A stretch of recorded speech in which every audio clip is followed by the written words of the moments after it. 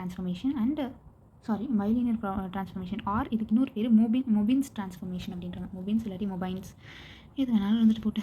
Okay, so இதில் மொத்தம் 5 definition இருக்குது. ஜஸ்ட்டு சும்மா என்ன அப்படின்றது தெரிஞ்சுக்கிறது தான். ஃபஸ்ட்டு பைலீனியர் டிரான்ஸ்ஃபர்மேஷன் தான் என்ன அப்படின்றத பார்க்க போகிறோம். இங்கே W is equal to AZ plus B by CZ plus D. ஓகேவா, இது வந்து ஒரு function of Z with constants. ஓகேவா, ஸோ இது W is equal to AZ plus B by CZ plus D. இப்படி நம்மளால் ஒரு ட்ரான்ஸ்ஃபர்மேஷன் சொல்ல முடிஞ்சது அப்படின்னா அது பைலீனியர் ட்ரான்ஸ்ஃபர்மேஷன். இங்கே ABCDலாம் வந்து காம்ப்ளெக்ஸ் கான்ஸ்டன்ட்ஸ்னு சொல்லிட்டாங்க. அண்ட் AD மைனஸ் BCன்றது நாட் ஈக்குவல் டு 0ன்ட்டு சொல்லிட்டாங்க. ஓகேவா, ஸோ இப்படி இருந்ததுன்னா இது bilinear transformation. Definition number 2 determinant அப்படின்னா என்னன்னு பார்க்க போகிறோம். ஸோ இங்கே இந்த AD minus BC not equal to 0 நாங்கள்ல, இந்த AD மைனஸ் BCயை தான் வந்து என்னன்னு சொல்கிறாங்கன்னா டிட்டர்மினன்ட் ஆஃப் த ட்ரான்ஸ்ஃபர்மேஷன் சொல்கிறாங்க. ஓகேவா, ஜஸ்ட் இதை பாருங்களேன், அப்படியே டிட்டர்மினன்ட் தான் AD மைனஸ் BC. நம்ம எப்படி மேட்ரிக்ஸில் எப்படி டிட்டர்மினன்ட் இருப்போம் இப்படி தானே. ஸோ அதே மாதிரி AD மைனஸ் BC இதை தான் வந்து டிட்டர்மினன்ட் அப்படின்னு சொல்கிறாங்க. Definition number 3 fixed point or invariant point. Fixed பாயிண்ட்னா என்ன, அப்படியே ஃபிக்ஸ் ஆகியிருக்கிற பாயிண்ட். இன்வேரியன்ட் பாயிண்ட்னா நாட் வேரிஸ், அது வேரி ஆகாது, அந்த பாயிண்ட் அப்படியே தான் இருக்கும். ஸோ அதுதான் ஆக்சுவலாக இந்த பாயிண்ட்டுக்கான அர்த்தம். அதாவது ஒரு transformation W is equal to F of Zன்ற ட்ரான்ஸ்ஃபர்மேஷனில் இசட்டோடைய இமேஜ் வந்து அப்படியே இசட்டாகவே இருந்துச்சு. இங்கே இசட் பிளேனில் இசட்டுன்னு இருக்குன்னா W பிளேன்லேயும் அது இசட்டுன்னு தான் இருக்குது அப்படின்னா அந்த பாயிண்ட்டை ஃபிக்ஸ்டு பாயிண்ட் இல்லாட்டி இன்வேரியன்ட் பாயிண்ட் ஆஃப் ட்ரான்ஸ்ஃபர்மேஷன் அப்படின்னு சொல்கிறாங்க. ஓகேவா, அப்போ இந்த fixed point of transformation W is equal to F of Zன்றது ட்ரான்ஸ்ஃபர்மேஷனில் ஃபிக்ஸ்டு பாயிண்ட் என்ன அப்படின்னா Z is equal to F of Zன்னு வர்றது தான். ஓகேவா, அடுத்தது டெஃபினேஷன் நம்பர் 4 எப்படி வந்து பைலீனியர் ட்ரான்ஸ்ஃபர்மேஷன் எப்படி கண்டுபிடிக்கிறது. அதாவது ஒரு 3 பாயிண்ட்ஸ் Z பிளேனில் இருக்கிற ஒரு 3 பாயிண்ட்ஸை W பிளேனில் இருக்கிற ஒரு 3 பாயிண்ட்டுக்கு மேப் பண்ணுற பைலீனியர் ட்ரான்ஸ்ஃபர்மேஷனை எப்படி கண்டுபிடிக்கிறது அப்படின்னா அதுக்கான ஃபார்முலா தான் இது. W minus W1 into W2 minus W3 divided by W1 minus W2 into W3 minus W, which is equal to Z minus Z1 into Z2 minus Z3 by Z1 minus Z2 into Z3 minus Z. இது எப்படின்னா சிம்பிளாக ஞாபகம் வச்சுக்கோங்கன்னா நியூமரேட்டரில் W W1 W2 W3 அப்படி வரும். டினாமினேட்டரில் W1 W2 W3 Wன்னு வரும். So நியூமரேட்டரில் Wவில் ஸ்டார்ட் ஆகும், டினாமினேட்டரில் W1ல் ஸ்டார்ட் ஆகும். அதே மாதிரி தான் இங்கே இசட்டில் நியூமரேட்டரில் இசட்டில் ஸ்டார்ட் ஆகும், டினாமினேட்டரில் Z1ல் ஸ்டார்ட் ஆகும். அதுக்கப்புறம் கிராஸ் ரேஷியோ பற்றி நம்ம பெருசாக எந்த சம்ஸுமே பார்க்கல. பட் கிராஸ் ரேஷியோனா என்னன்றது தெரிஞ்சுக்கோங்க. ஸோ கிராஸ் ரேஷியோ அப்படின்றது 4 பாயிண்ட்ஸ்க்கு தான் எடுப்பாங்க, அதுவும் இசட் பிளேனில் தான் எடுப்பாங்க. அதை எப்படி டிஃபைன் பண்ணியிருக்காங்க அப்படின்னா ஆர்டராக first Z1 minus Z2 into Z3 minus Z4. ஓகேவா, இது ஆர்டராக இருக்குது. Z1 Z2 Z3 Z4னு ஆர்டராக இருக்குது. டிவைடட் பை இந்த Z1 minus Z4 into Z3 minus Z2. ஓகேவா, அதாவது first point into minus last point into third point minus second point அப்படி கொடுத்துருக்காங்க. Okay, இதுதான் கிராஸ் ரேஷியோ. இப்போ வந்து இதுக்கு அடுத்து பைலீனியர் ட்ரான்ஸ்ஃபர்மேஷனில் நம்ம 8 ப்ராப்ளம்ஸ் போட்டிருப்போம். அதில் ஒரு 5 ப்ராப்ளம்ஸ் மட்டும் நான் ஓரலாக சொல்கிறேன். பைலீனியர் ட்ரான்ஸ்ஃபர்மேஷனை பொறுத்த வரைக்கும் ரொம்பவே ஈஸி. நம்ம எங்கே மிஸ் பண்ணுவோம் அப்படின்னா இந்த ஃபார்முலாவில் தான் மிஸ் பண்ணுவோம். ஃபார்முலாவில் தான் கொஞ்சம் நம்ம சொதப்போம். ஸோ இங்கே வந்து பார்த்திங்க அப்படின்னா கொஸ்டின்லேயே வந்து இசட்டுக்கான பாயிண்ட்ஸையும் டபிள்யூக்கான பாயிண்ட்ஸையும் கொடுத்துருவாங்க. இங்கே Z1 Z2 Z3 W1 W2 W3ன்னு எடுத்துக்கணும். இப்போ அந்த ஃபார்முலாவை நம்ம எழுதி அதில் சப்ஸ்டியூட் பண்ணுற வேலை மட்டும்தான்.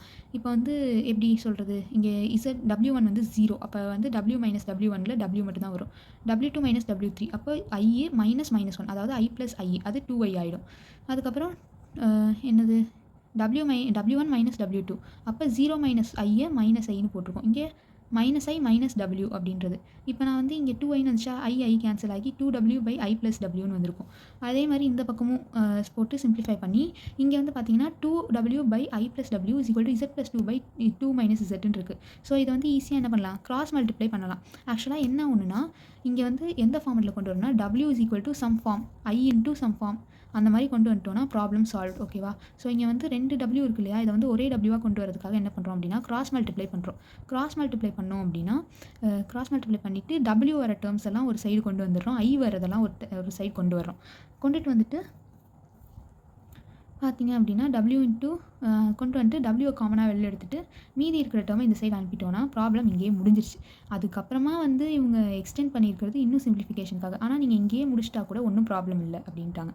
ஓகே, இந்த மாதிரி ஒரு சம்மு தான் வந்து ரொம்ப சிம்பிளஸ்ட் சம்மு. ஓகேவா, அதுக்கு அடுத்தது find the bilinear transformation which maps Z equal to 1I minus 1 onto W is equal to I 0 minus I ரெஸ்பெக்டிவ்லின்ட்டாங்க. ஸோ இங்கேயும் பாயிண்ட்ஸ் கொடுத்துட்டாங்க, நம்ம பாயிண்ட்ஸை சப்ஸ்டியூட் பண்ண வேண்டிய வேலை தான். ஸோ இங்கே பார்த்தீங்கன்னா பாயிண்ட்ஸ் வந்து சப்ஸ்டியூட் பண்ணுறோம். சப்ஸ்டியூட் பண்ணி சிம்பிளிஃபை பண்ணால் இப்படி ஒரு ஆன்சர் வருது. இங்கே வந்து Wலேருந்து ஐயை நம்மளால் பிரிக்கவே முடியாது. இங்கேயும் வந்து I plus 1 I 1 minus I அப்படின்னு இருக்குது, இங்கேயும் W minus I by W plus ஐன்னு இருக்குது. ஸோ இந்த மாதிரி வர terms W minus I by W plus I, W plus I by W minus I, இந்த மாதிரி வர டேர்ம்ஸுக்கெல்லாம் என்ன பண்ணலாம் அப்படின்னா கான்ஜுகேட் எடுக்கலாம். ஓகேவா? கான்ஜுகேட் ஆனால் இந்த சைடு கான்ஜுகேட் இருக்கக்கூடாது. ரைட் ஹேண்ட் சைடில் தான் கான்ஜுகேட் இருக்கணும். ஏன்னா இங்கே பாருங்கள் i+1/1 - i இருக்குது. இதுக்கு நம்ம கான்ஜுகேட் எடுத்தோம்னா 1+i/1+i. ஸோ இப்போ வந்து இதை நம்ம மல்டிப்ளை பண்ணணும். i+1 × 1+iன்றது வேறு ஒன்றும் இல்லை, i+1² தான். அதை சால்வ் பண்ணால் நமக்கு 2iன்னு வரும். அதே மாதிரி 1 - i × 1+iன்றது என்ன? a + b × a - b, அதாவது a² - b². அதை சால்வ் பண்ணால் நமக்கு 2ன்னு வரும். இப்போ 2 கேன்சல் ஆகி i மட்டும் இருக்கும். i × z - 1/z+1 இருக்கும். இப்பயும் ஆனால் நம்மளால் என்ன பண்ண முடியாது, இந்த w-யும் i-யும் பிரிக்க முடியாது. அதனால் நம்ம என்ன யூஸ் பண்ணுறோம் அப்படின்னா காம்பனண்டோ டிவிடெண்டோ மெத்தட் அப்படின்னு சொல்லி ஒரு மெத்தட் யூஸ் பண்ணுறோம். அதாவது அது என்ன அப்படின்னா, இங்கே நியூமரேட்டர் டினாமினேட்டர்னு 2 டேர்ம்ஸ் இருக்குது. So numerator plus denominator by numerator minus denominator தான். இங்கே w - i/w + i இங்கே எப்படி எழுதணும்னா w - i + w + i divided by w - i minus w - i. அப்போ இங்கே எதெல்லாம் கேன்சல் ஆகுதோ அதெல்லாம் கேன்சல் பண்ணிடலாம். அது வந்து இந்த காம்பனண்டோ டிவிடெண்டோ மெத்தட் வந்து 2 சைடுமே தான் யூஸ் பண்ணணும். ஓகேவா? இந்த லெஃப்ட் ஹேண்ட் சைடு தான் நான் இப்போ சொல்லிட்டு இருக்கேன். மேலே i கேன்சல் ஆகிடும், கீழே w கேன்சல் ஆகிடும். அப்போ 2w/-2iன்னு வரும். இப்போ ரைட் ஹேண்ட் சைடில் பார்த்தீங்க அப்படின்னா உள்ளார இந்த i மல்டிப்ளை பண்ணி கொண்டு வந்துருங்க. மல்டிப்ளை பண்ணிடுங்க. மல்டிப்ளை பண்ணிவிட்டு z நியூமரேட்டர்லையும் சரி டினாமினேட்டர்லையும் சரி z காமனாக வெளில எடுத்துருங்க. காமனாக வெளில எடுத்துட்டிங்க அப்படின்னா 2 டேர்முக்கு z காமனாக வெளில எடுக்க முடியும், மீதி 2 டேர்ம் அப்படி எழுதலாம். இப்போ வந்து இங்கே பார்த்தீங்கன்னா iz + zன்னு இருக்குது. ஸோ z காமனாக எடுத்தேன்னா இங்கே 1 + iன்னு எழுதிக்கலாம். அதே மாதிரி இங்கே -i + 1ன்னு இருக்குது. நான் என்ன பண்ணுறேன்னா இந்த +1 வந்து காமனாக வச்சுக்கிறேன். அப்போ 1 - iன்னு எழுதிக்கலாம். அதே மாதிரி தான் டினாமினேட்டர்லையும் எழுதணும். இப்போ இங்கே -iன்னு இருக்குது. இப்போ இதை வந்து என்னால் w-யும் i-யும் பிரிக்க முடியுமா? அப்போ w = இந்த கீழே இருக்கிற -i இந்த சைடு கொண்டு போயிடுறேன். அப்போ -i வந்து இங்கே மல்டிப்ளிகேஷனில் வந்துடும். ஸோ இப்படி தான் வந்து நம்ம பைலீனியர் ட்ரான்ஸ்ஃபர்மேஷன் கண்டுபிடிக்கணும். ஓகே, இப்போ நம்ம அடுத்த சம் போகலாம். 3rd ப்ராப்ளமாக நான் இப்போ 4th ப்ராப்ளமாக தான் சொல்லி தரப்போகிறேன். ஏன்னா இதுதான் கொஞ்சம் பெருசாக இருக்குது. ஓகேவா? ஸோ என்ன சொல்லியிருக்காங்க அப்படின்னா, இங்கே பாயிண்ட்ஸ் இசட்டுக்கு பாயிண்ட்ஸ் அவங்க கொடுத்துருக்கிறதே வந்து கொஞ்சம் தினுசாக தான் இருக்குது. ஓகே, இதை போட்டு நம்ம சால்வ் பண்ணி எப்போதும் போல தான் சால்வ் பண்ண போகிறோம். இப்படிலாம் பாயிண்ட்ஸ் இருக்கேன்னு பார்த்து பயந்துடாதீங்க. ஒரே மெத்தட் தான் நம்ம ஃபாலோ பண்ண போகிறோம். ஓகேவா? ஸோ அதே மெத்தட் ஃபாலோ பண்ணுவோம். லெஃப்ட் ஹேண்ட் சைடில் இங்கே எப்படி வந்திருக்கு அப்படின்னு பார்த்தீங்கன்னா w/w - iன்னு வந்திருக்கு. ஓகேவா? w/w - iன்னு வந்திருக்கு. ஸோ இதுக்கு இங்கே வந்து எப்படி இருக்குன்னா டினாமினேட்டரில் 2 டேர்ம் இருக்குது, ஆனால் நியூமரேட்டரில் ஒரு டேர்ம் தான் இருக்குது. இதை பிரிக்க கூட முடியாது, அப்படி இருக்குது. அதனால் நான் என்ன பண்ணுறேன் அப்படின்னா ரெசிப்ரோக்கல் எடுக்கிறோம். இப்போ ரெசிப்ரோக்கல் எடுத்தோன்னா நான் இந்த வந்து நியூமரேட்டர் வந்து 2ஆக பிரிச்சுக்கலாம். w/w - i/wன்னு பிரிச்சுக்கலாம். அப்படி தான் நான் இங்கே பிரிச்சிருக்கோம். ஸோ இங்கே w/wன்றது 1 - i/w அப்படின்றது. இப்போ வந்து என்ன பண்ணுறோம் அப்படின்னா இந்த டேர்மில் ஆல்ரெடி ஒரு மைனஸ் இருக்குது. ரைட் ஹேண்ட் சைடில் ஆல்ரெடி ஒரு மைனஸ் இருக்குது. இங்கே வந்து -i/wன்னு இருக்கா, இதை +i/wன்னு மாற்றணும். அப்போ நான் என்ன பண்ணணும், இந்த டேர்மை இங்கேட்டும் இந்த மொத்த டேர்மையும் இங்கேட்டும் கொண்டு வரணும். அப்போ அது +i/wன்னு ஆகிடும். இங்கே மைனஸ்ன்னு இருக்கிறது ப்ளஸ் ஆகிடும். இங்கே 1+ அப்படின்னு சொல்லி இந்த டேர்ம் வந்துடும். இப்போது இந்த பக்கம் i/wன்னு இருக்குது. ஸோ இதை வந்து ஈஸியாக பிரிச்சிடலாம். இந்த ஐயை வந்து இந்த சைடு கொண்டு போயிட்டோம் அப்படின்னா நமக்கு ஆன்சர் வந்துடும். அதனால் இப்போ இந்த பக்கம் கன்சிடர் பண்ண வேணாம். இல்லை ரைட் ஹேண்ட் சைடு பார்த்தோம் அப்படின்னா +1 இருக்கு இல்லையா, இது எல்சிஎம்மாக எடுத்துடணும். எல்சிஎம்னா இந்த டேர்மை இன்னொரு தடவை இங்கே போட்டு அதுக்கப்புறம் இதை உள்ளார மல்டிப்ளை பண்ணிடணும். இது ஏன்னா மல்டிப்ளிகேஷனில் தான் இருக்குது. அதை மல்டிப்ளை பண்ணி எக்ஸ்பேண்ட் பண்ணிவிட்டு சால்வ் பண்ணணும். நல்லா சால்வ் பண்ணணும், சிம்பிளிஃபை பண்ணணும். ஆனால் ஒன்றை மறந்துடக்கூடாது, i² வேல்யூ -1. ஓகேவா? -i² அப்படின்னா தான் வந்து அது என்ன +1. அந்த டேர்மை மட்டும் கரெக்டாக மாற்றி போட்டுட்டு சால்வ் பண்ணணும். சால்வ் பண்ணிவிட்டு பார்த்தோம் அப்படின்னா சிம்பிளிஃபைடாக ஒரு ஆன்சர் வரும். இப்போ i/wன்றது வந்து இந்த ஆன்சர்னு வரும். இப்போ மறுபடியும் என்ன பண்ணலாம், ரெசிப்ரோக்கல் எடுத்துடலாம். மறுபடியும் ரெசிப்ரோக்கல் எடுத்தால் w/iக்கு வந்துடும். அப்போ w = i × something அப்படின்னு சொல்லி ஒரு வேல்யூ வந்துடும். இதோட இந்த சம் முடியும். பார்க்க தான் பெருசாக இருக்கும், ஆனால் ரொம்ப சிம்பிளான சம். ஓகேவா?